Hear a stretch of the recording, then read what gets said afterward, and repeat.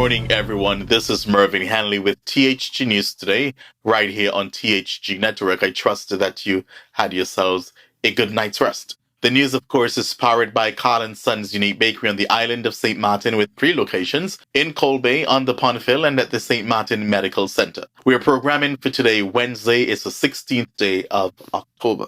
If this is your first time here with us this morning, we say welcome, and we always ask our first-time visitors to please subscribe to our YouTube channel so that you do not miss any information around the Caribbean or in the diaspora. Lots happening out there. And so, of course, THG Network, THG News Today, we've got you covered. Now, LIAT is in the news this morning. And why LIAT is in the news? Because there's a lot of court matters, criminal court matters between the U.S. government and the CEO of Earpiece. So you'll understand where Earpiece comes in what I'm about to read, okay? So LIAT 2020, they have issued a statement addressing recent speculation and misinformation regarding its ownership and structure. This clarification comes in the wake of news surrounding the chairman, CEO, and founder of Earpiece Nigeria.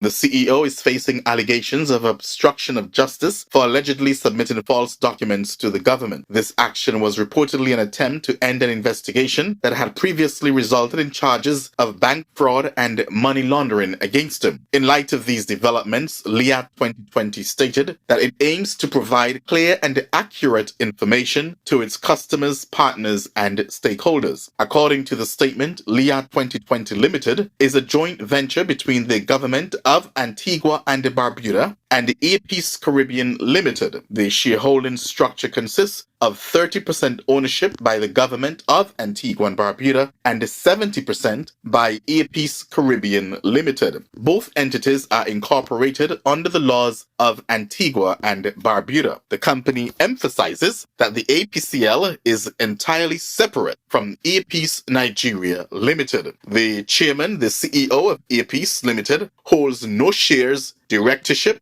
nor is he involved in LIAT or APCL Limited, LIAT stated. The airline further clarifies that the company's ownership and operations have not been impacted by the incorrect speculations regarding the CEO of Earpiece. We emphasize that the CEO has no ownership stake in LIAT 2020 Limited, and such claims are completely unfounded as they do not exist. So, there you have it, ladies and gentlemen, because there are a lot of rumors swirling around. Okay, what's going to happen to LIAT 2020? Are we going to see that the U.S. government seize the assets of LIAT 2020, which will be the airline with the aircraft? And so LIAT 2020, they have issued a statement to say that the CEO, they're distancing themselves actually, to say that the CEO of Earpiece Nigeria has absolutely nothing as far as ownership, directorship, whatever you want to call it, ship, with LIAT 2020 Limited. Okay? Now we move to the British Virgin Islands. The Premier of the British Virgin Islands, Dr. Natalia Wheatley, has insisted that the government's sponsorship of the Vybz Kartel concert will ultimately yield financial returns to the territory, primarily through tax revenues that will help boost the economy. This according to BVI News. The Premier addressed concerns during an interview about the government's controversial $220,000 investment in the event, highlighting the potential for the concert to generate income by attracting tourists from nearby regions, including the United States Virgin Islands, Puerto Rico, and even further afield. Premier Wheatley emphasized that entertainment tourism significantly boosts the economy and argued that events like the Vybz Kartel concert are investments with broader benefits. Pointed out that the concert would stimulate many businesses such as hotels, Airbnbs, restaurants, and transport services, all contributing to the economy. Most likely the same money that the government put into sponsorship to help make the show a reality, the government will get back that money in taxes, Dr. Wheatley stated. Some persons may not understand or be able to appreciate when visitors come to the Virgin Islands how it contributes to the economy and it contributes money towards all of the same things that they're concerned about, the Premier remarked. However, he confessed that he could not give a dollar estimate about the spending done by visitors this year. The Premier noted that some residents may be concerned about the government's spending on entertainment instead of other areas such as education or healthcare. However, he explained that these sectors do not generate revenue directly, unlike tourism. If you want to get money to spend in education, healthcare, infrastructure, you rely on the main revenue earners for the government, he said, noting that the tourism and financial services sectors are the primary drivers of government revenue. He also addressed past events like the government-sponsored Music Fest, which had some financial shortfalls. As it pertains to expenses versus like gate receipts or things on drinks, of course, it would be a loss, Premier Wheatley said. He argued that the government cannot solely assess success based on these direct revenue sources. Instead, the broader economic stimulation must be considered. The Premier said it is now part of his government's strategy to collaborate directly with private promoters and to avoid having the BVI Tourist Board execute similar events like the Music Fest as it had done previous. Meanwhile, Premier Wheatley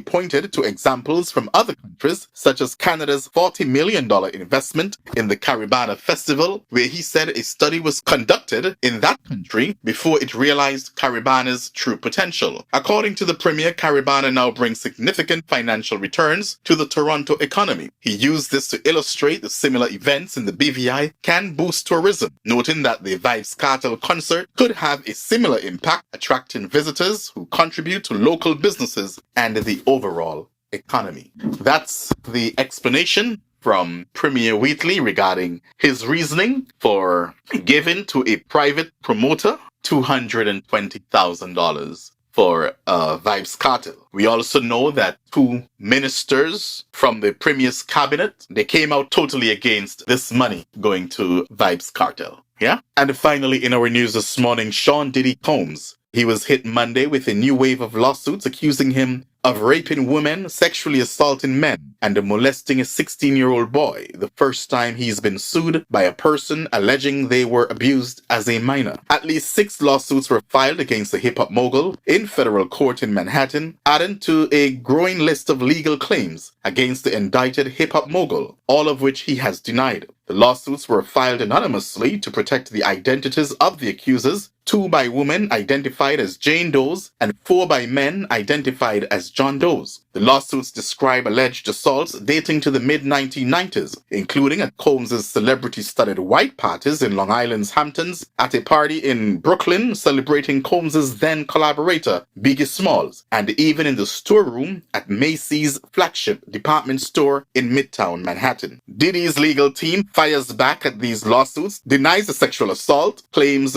Combs, 54, has pleaded not guilty in his criminal case, which involves allegations that he coerced and abused women for years, with help from a network of associates and employees, while silencing victims through blackmail and violence, including kidnapping, arson, and physical beatings. Twice denied bail, the Bad Boy Records founder remains locked up in a Brooklyn federal jail while awaiting trial in May. 2 judges have concluded that Combs would be a danger to the community if he is released. Last Friday, an appeals court judge denied Combs' immediate release from jail, while a 3-judge panel of the Second U.S. Circuit Court of Appeals weighs his bail request. That's all news for this morning.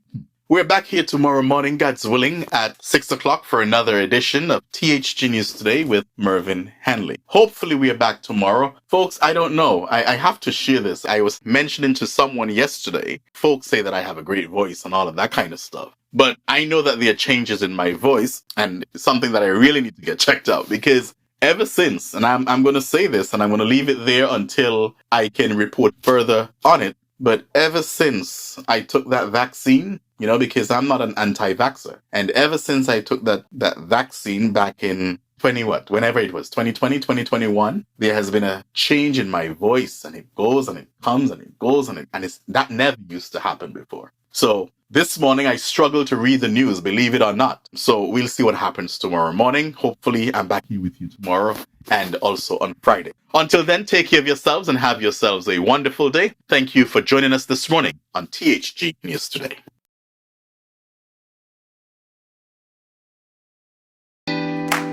Arlinsons have been serving the people of St. Martin for over 40 years. And the food and service get better and better. From early morning, customers flock to the bakery for their favorite sandwiches, cakes, pastries, you name it. first thing at mornings and last thing at afternoons. Folks rush to Carl & Sons for simply the best. There are two locations, Colbay and on the Pondville. In Colbay, the opening hours are Monday to Friday from 6 a.m. to 6 p.m. On Saturdays, 6 a.m. to 5 p.m. And on Sundays, 6:30 a.m. to 10:30 a.m. and 2 p.m. to 5 p.m. Opening hours on the Pondville, Monday to Friday, 6:30 a.m. to 6 p.m. Saturday and Sunday, 6:30 a.m. to 1 p.m. We also cater for weddings, parties, special events, whatever the occasion. It's Carl & Sons. Our staff, we are always happy to serve you. Call us today, the Colbay location, 721-544-2462. That's 721-544-2462. Or in Phillipsburg, 721-543-1059. That's 721-543-1059. It's Carl & Sons Bakery. We are here to serve you.